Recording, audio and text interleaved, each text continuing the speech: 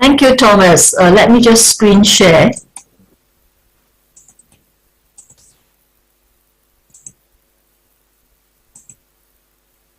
Right, I hope everyone can see my slides. Well, very good afternoon to everybody and a warm welcome from Singapore.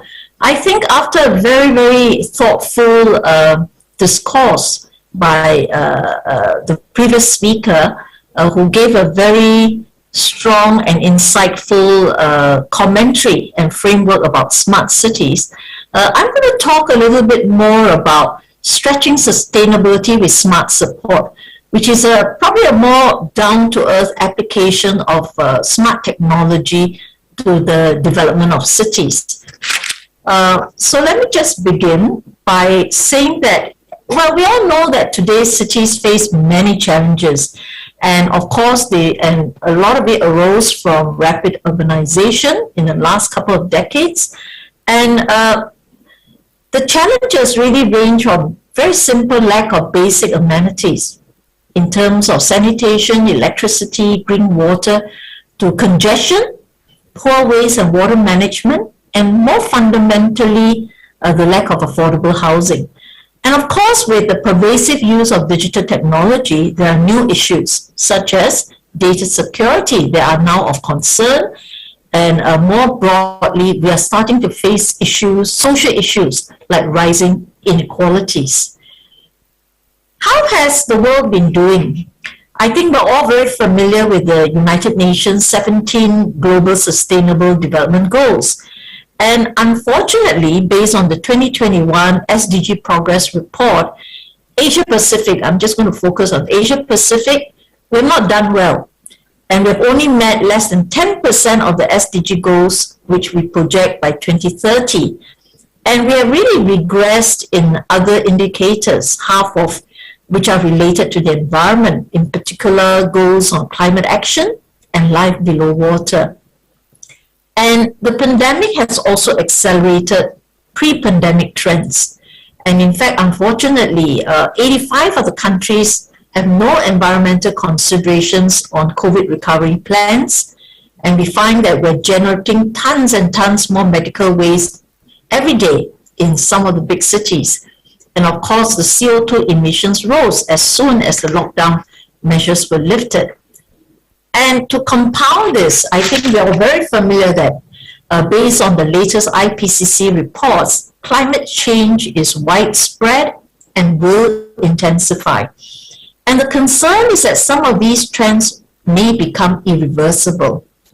So what do we do? Well, this means that cities need to not only be developed in a sustainable manner, but they also have to be resilient and climate ready. So how do we deal with all these challenges? I suppose one strategy is to try to leverage digital intelligence to help us to support better city management. And this is one key reason why many cities strive to be smart. Let me here say quickly that we should not try to be smart for smart's sake. Smart technologies are purely enablers to many of the economic, social, and planning goals and outcomes that we are trying to achieve. It is an enabler. And of course, today, you see that cities deploy many smart applications to help manage the city.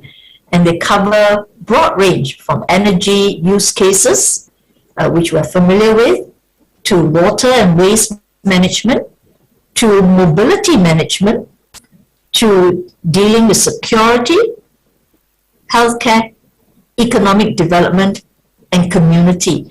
I'm not going to run through all these because most people are quite familiar with it. These are use applications. The question then is, how well do we make use of these use cases in the respective cities that we are in? How effective are we? And of course, 5G, as mentioned just now, will add new dimensions to use cases over time, given its ultra-high data throughput, ultra-low latency, massive connections, high reliability, and high mobility. And one analysis by Kearney shows that the use cases with the highest requirements for 5G are mostly found in augmented or mixed reality and in mobility. So there's a lot of potential, and more immediately 5G will of course enhance use cases around cooperative driving, particularly the autonomous vehicles, traffic steering, and high-density platooning of trucks and vehicles. And there are many areas with great potential for 5G, whether it's in health, manufacturing, farming, media, and the management of smart cities. But of course, this is all very much work in progress. I'd like to say a few words, though, about smart cities and the shifts in the way we apply technology in smart cities. In the last decade or so, we do see some perceptible shifts in the way we're developing smart cities. In fact, some people don't like to use that word, but I'm going to use the word smart cities because we all understand what it is. I think firstly, from smart, we are shifting to being more inclusive. We realize that there is a huge divide happening because of people who can access and understand technology versus those who don't. So there's a big inequity in accessing technology and understanding technology.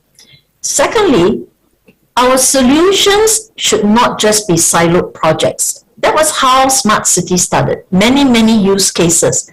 But we need to now become more integrated in our solutions, and they need to be collaborative across solutions by providing platforms that are interoperable. And they need to be highly integrated in deciding how do you make use of smart technology. And finally, there is expanded use, particularly of the digital twin technology, which I will illustrate later in one of my examples. So how should we help our cities to be smarter, and how can we achieve a more integrated approach? And I would like to share Singapore's journey, something I'm a little bit more familiar with, which I hasten to add that it is a continuous work in progress. Now, Singapore actually started on its journey to be a smart nation only around 2014, not that long ago. And, well, we have started and made reasonably good progress.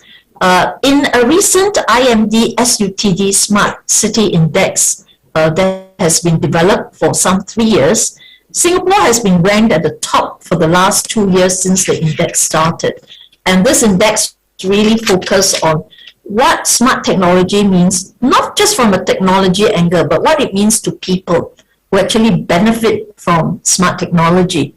So I think we seem to be making some headway and probably in the right direction, and it's something that we will have to continue to work on.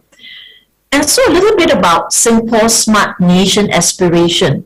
We have a smart nation aspiration because we're essentially a city-state, where the country is the city and the city is the country. So we can call ourselves a smart nation, hopefully, in time to come. And our objectives are to ensure that we can provide better living for Singaporeans, to build stronger communities, and to create more opportunities for all. And I emphasize again, smart technology is only an enabler towards the social, environmental, economic goals that we have. And the Smart Nation effort really concentrates on 5 domains, covering home and the environment, health and enabled aging, transportation, and public sector services. And of course, we also look at business productivity, and we have some strategic national projects like digital identity for every citizen. And the first 4 domains collectively are meant to build a Singapore that is more sustainable. So let me elaborate on this domain to illustrate how we deploy smart initiatives in a very integrated way to achieve our objective of developing a more sustainable and climate resilient environment.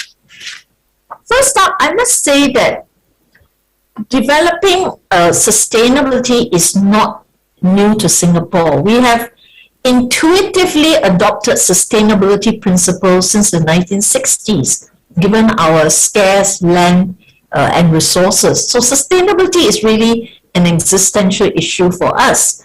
And this was before sustainability became the buzzword of the day. And the initiatives were progressively refined with improved knowledge and technology and accelerated from the mid-2000s. So in this journey, Singapore has developed from a garden city to a city in a garden, and now to develop a city in nature. And the idea of greenery, livability, and also biodiversity is firmly entrenched in our approach to sustainability. And the two latest most significant plans for us are our nationally determined contributions and the Singapore Green Plan. Singapore's nationally determined contributions were enhanced in 2020, and we have committed to peak our absolute emissions at 65 million tons of carbon dioxide, equivalent around 2030. And this year, Singapore has put forth a long-term low emissions development strategy that aspires to peak emissions by 2030 and to halve our emissions from its 2030 peak of greenhouse gases of carbon dioxide equivalent by 2050. And recently, we have also committed to achieve zero emissions by or around 2050. The Singapore Green Plan is our national roadmap towards sustainable development and net zero emissions, while balancing economic growth and sustainable development and social inclusion. The Green Plan sets out concrete initiatives and targets over the next decade. Singapore is a very small city-state of only 720 square kilometers. So it is land and resource constrained. So developing in a sustainable way is really crucial for our survival. How do we achieve sustainability in an integrated manner, and how do we deploy smart technology to stretch our sustainability outcomes? So I would like to share the example of how the Housing and Development Board, the HDB, has tried to develop its public housing towns in a very sustainable manner. So the first question, of course, is why are public housing towns significant to Singapore's sustainability journey?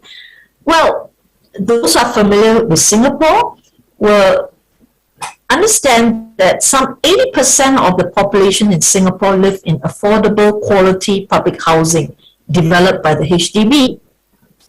They are housed in 1.1 million flats in 26 towns and estates. So ensuring that our public housing towns are sustainable will mean that much of Singapore is sustainable. In 2011, the HDB developed a sustainable development framework to guide the development of its new public housing towns. And this, of course, covers environmental, social, and economic sustainability goals. And I think we're all familiar with these. For example, environmental goals would cover achieving a clean, healthy, comfortable environment, green and better transport, being able to safeguard greater biodiversity and managing low carbon developments by reducing waste and ensuring the adequacy of water. And of course, also social and economic goals. This framework is very important because when we say sustainable development, do we really understand what we're saying? So what HDB has done is the framework sets out very systematically the desired outcomes. For example, if we want to have maintain and enhance greenery and rich biodiversity, we will have to have clear initiatives such as developing biophilic landscape design, increasing skyrise greenery, ensuring we have a whole hierarchy of greenery, developing ecosystem services, and integrating the green and blue into our development. And we set out very clear town-level KPIs. And these KPIs are then completely aligned with national sustainability KPIs, such as increasing skyrise greenery, and they are aligned with the Singapore Green Plan, ensuring there's enough parks for every per 1,000 persons, for example. So these are all very nicely aligned with the national KPIs. Well, we believe that the deployment of smart technology, how does it come in? We have sustainability goals, but the deployment of smart technology will really further stretch HDB sustainability goals and help it to develop towns that are livable, efficient, sustainable, and safe. So I would like to just demonstrate how HDB has tried to do this by using the case study of Punggol Eco Town, which is really a greenfield site. Of course, when we deal with brownfield sites, the strategies might be a little bit different because we have to deal with an existing city. But let me just illustrate it with a greenfield site, which is the Punggol Eco Town. Well, the Punggol Eco Town is a new town which will house about 100,000 units of public housing flats, and it is nicely located along the waterfront. And the starting point for HDB is always good planning. And HDB plans comprehensively for towns that provide and meet the work, live, play, and learn needs of the town. So this means that in its town planning, it ensures that we have provided sufficient land users for work, to ensure there's employment, for offices, for industries, to create jobs. There is a good live environment with affordable public housing, good urban design, well-designed flats, and public domains. And it's also designed for play, where we ensure we have sufficient leisure, recreation, and social facilities, sports and parks for our residents, and for learning, where we provide education institutions such as schools and libraries, and finally, very well served by a good transport infrastructure. And it's not just about good highways that lead to the towns that tend to be a little further from the city, but also great networks for public transport by road and rail, and also great networks for cycling and for pedestrians to make it easy to move around the town and to encourage a car-like town. And with good planning, comprehensive planning, infused with blue water bodies and greenery, looking at how we can infuse, for example, using greenery to do rainwater gardens and using ponds to collect and slow down rainwater. These are infused into the entire town design, and we put in great public spaces and overlay that with very high quality design for buildings and public domain. And you can come up with a very highly livable environment, even for a very affordable public housing. So the quality of the living environment is quite good. Now, having set the main framework for the public housing town, it's important to then look at how can smart technology help. So HDB has overlain the sustainability framework with a smart public housing town framework, where they use smart technology and bring in use cases that will help to develop the digital infrastructure to support smart solutions in areas such as planning, environment and estate, living, and the community. So again, I emphasize, smart technology is an enabler. And because HDB has to be very clear on the planning, economic, and social objectives so that you can derive very relevant use cases. So let's start with smart planning. Smart planning helps us to design and to create a better living environment. And this starts with creating virtual Singapore, which is a 3D map of Singapore. And having a 3D map enables us, a digital map of Singapore enables us to visualize the town that we plan. And once the data is fully captured in our computer systems, we can apply many smart planning tools to help us in our planning and design of the town. So for example, digital twins are generated, and it can help us to look at sunshade analysis, and also we can model the wind flows in the town. By modeling the wind flows, we can actually improve the design of the town through urban design, through the use of public spaces and where we put the building blocks, we're able to bring in the wind and the breezes, and where there are heat spots, that's where we will put many parks to help to cool the town down. And we also deploy noise impact modeling, because noise is one of the major challenges in any dense city. And through noise impact modeling, we can alter and modify our designs to try to minimize the noise that reach the residents in the housing blocks. We can also apply computer modeling tools at a town level, right down to a precinct and building level. And here, Punggol North Shore is a district in the northern part of Punggol, and is envisaged to be a smart and sustainable town. So similar to developing modeling capabilities at a town level, we can also model at a precinct level, a neighborhood level, and also at a building level. And as before, we can model to ensure we can encourage wind flows into the town. And through solar irradiance studies, we know where to locate, optimize our locations for our sky gardens so that the plants will grow, and also determine the optimal location for our solar panels to maximize the energy generation from renewable energy. And so I think smart technology helps us to plan better. And because it's near the waterfront, we even do a lot of modeling on the wind and the rain that comes and hits the facades of the building. How do we design the facades so that we will have minimized, for example, rainwater splashing against the facades of building.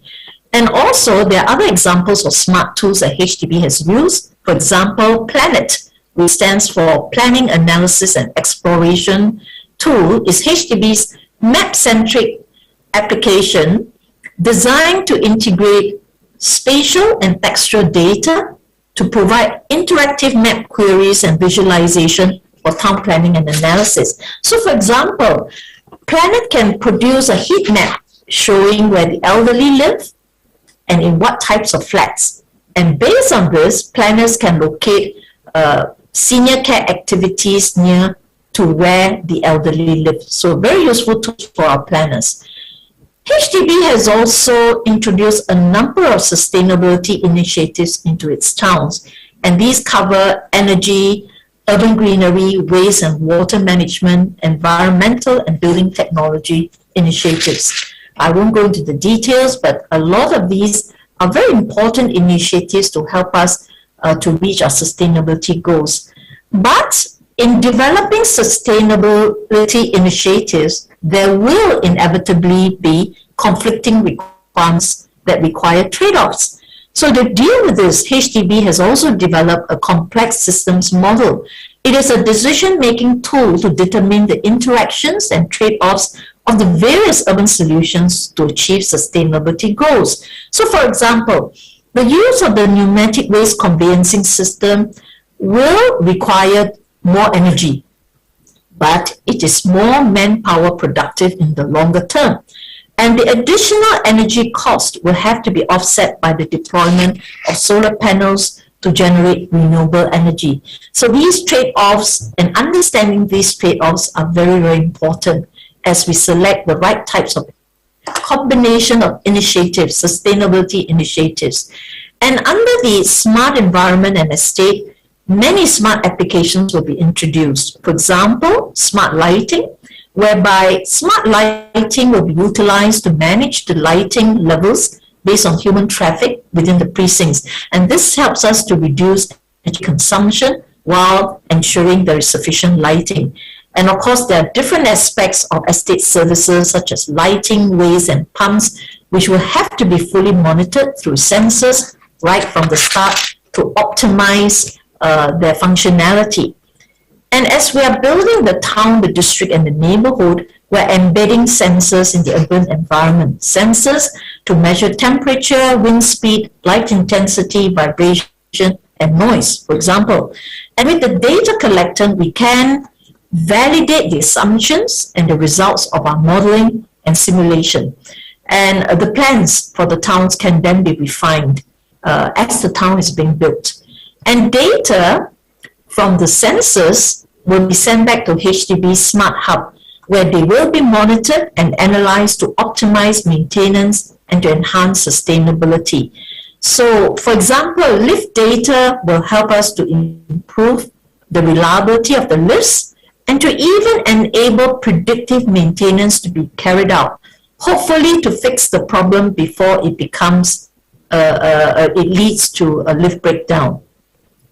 Energy and water consumption data, of course, helps us to predict leaks and energy and water consumption trends. And these insights help us to identify measures to reduce consumption.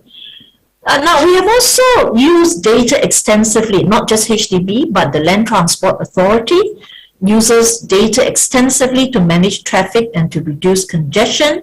And there are also many active trials on the use of autonomous vehicles. And Singapore, of course, has practiced congestion pricing since the 1970s. And the next generation electronic road pricing will be rolling out, and the new system leverages global navigation satellite systems to help us. And HDB has just rolled out smart parking, which enables parking charges to be made automatically. No more gantries. We just use video, imagery, and sensors, and we are able, very hassle-free in the use of car parking where you have to pay charges. On smart living, HDB has started to trial this in Punggol North Precinct. HDB, in the housing flats in Punggol North Shore, HDB has equipped it with smart switch socket outlets and a smart distribution board.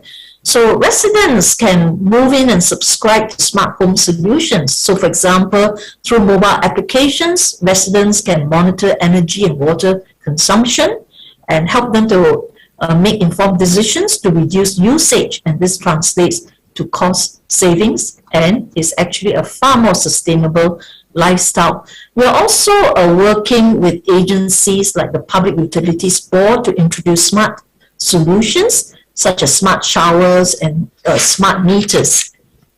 Smart living has also been very useful to take care of our residents.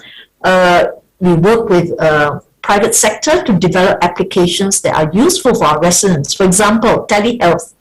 Telehealth has enabled our residents to carry out medical consultations online. And this has been crucial, particularly in the time of the pandemic. So residents can consult doctors without having to leave their homes. And so it's been very important. Another interesting application, particularly with an aging population, is elderly monitoring systems.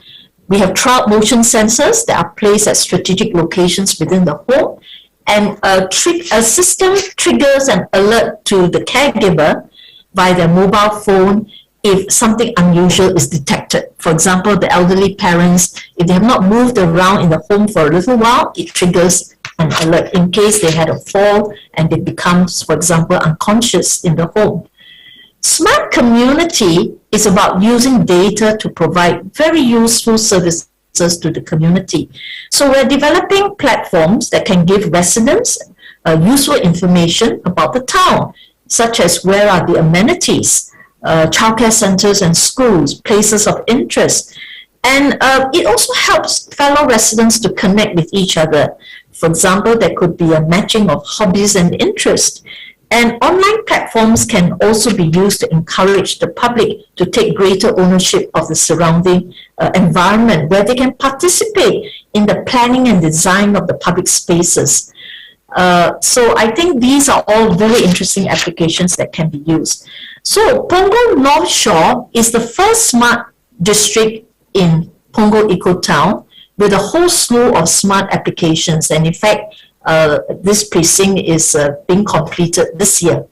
And Punggol North Shore, as a result, you find that by combining all the sustainability initiatives, HDB is able to achieve energy and water savings and to improve the recycling of waste. In the master plan for Punggol New Town, there's an area that is very interesting called the Punggol Digital District. In the master plan, we actually set aside an area for a creative cluster and institution of higher learning. And today, the land has been allocated to Jurong Town Corporation to develop a new business park, and to the new Singapore Institute of Technology campus to form the new Punggol Digital District. And so this will be Singapore's first enterprise district. And Punggol Digital District is designed specifically to let industry and academia intermingle through the sharing of each other's workspaces and facilities. And this physical integration facilitates the cross-fertilization of ideas and to nurture a collaboration in key emerging technologies. So there are really 5 key district-wide infrastructure and services that will be in this smart district. The first is the Open Digital Platform, which is co-developed by JTC, GovTech, and ST Engineering. And it integrates various smart technologies such as facilities management, security, and autonomous goods delivery systems to optimize energy and resource efficiency in the district. And the data collected can be replicated in the digital twin, and it allows companies to experiment and test bed solutions securely and without the risk usually associated with actual trials. There is also a centralized logistics hub which is a single stop where all goods can be dropped off and picked up to improve productivity and to reduce traffic congestion in the PDD. There will be a district cooling system that will centralize the cooling needs, enabling space and cost savings, and to reduce the carbon footprint of this district. There will be also a district-wide pneumatic waste collection, which will eliminate the need for waste collection trucks and eradicate odor from refuse chutes. And a smart energy grid will be introduced, which will facilitate greater energy efficiency and savings. So finally, just a couple of final quick points. On the construction front, HDB is also transforming the way they build to achieve higher levels of productivity and efficiency through the smart integrated construction system. And the objectives are to achieve resource optimization and manpower efficiency. And I believe further future challenges will be to try to decarbonize the construction process and the use of materials. And I just want to mention one last point. One of the objectives of the Smart Nation is to develop a digital government services. And so the idea is, I will cite the example of HDB, whereby beyond the hard infrastructure as part of the whole government to develop digital government, HDB has worked to bring convenience to its customers, and the main mode of service delivery is now through a digital means. And so HDB has more than 200 e-service through their websites and mobile applications. And services are also personalized and anticipatory in nature. But of course, if you need to reach HDB, they still has a face-to-face customer service, particularly to help those who are not so digitally savvy. But the majority of the customers can actually be served through digital services by HDB. So, to conclude, we have found that if we harness digital technology well, it can help us to develop a built environment that is sustainable, and it also brings convenience and greater reliability and effectiveness of urban and government services to serve residents. So all in, the goal is to develop a highly livable environment for our residents and our citizens. Thank you very much for your time.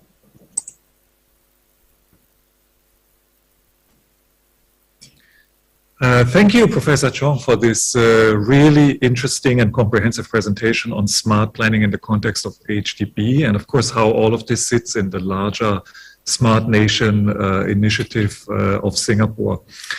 There's one question that was sent to me from the audience, which I will pose to you right now. It is the most important issue for Singapore in the future, maybe energy sustainability. Our electricity consumption per capita kept increasing, and we are now using 3 times more electricity per capita compared to the world average. How would a smart city like Singapore deal with this issue? I think you have addressed this partially. I think this question came fairly early on in your talk, but maybe if you want to say a few more words to this particular question, that would be great. Thank you. Thank you, Thomas. It is a great question and a very relevant question. It is very challenging. And in a way, smart technology helps us to try to optimize all our facilities and systems, and hopefully also in the way we build. So smart technology is meant to help us to save energy, save water, save resources, and to optimize our systems, as well as to ensure its reliability. That's why, by putting applications, say for example in the home, and giving information to residents, it shapes sustainable lifestyles. In the operation of, say, solar panels and in water pumps and using smart lighting, for example, it helps us be cleverer in saving energy. Actually, for example, smart lighting is a good example. You can actually put in and replace all your lighting now with LED lights, and they are very energy saving. But that only takes you so far based on the technology that we have now. But what HDB has done is then to put in smart sensors. Now, these smart sensors give us the intelligence to not just switch on and off and it is an LED lighting, but it can monitor the flow of people.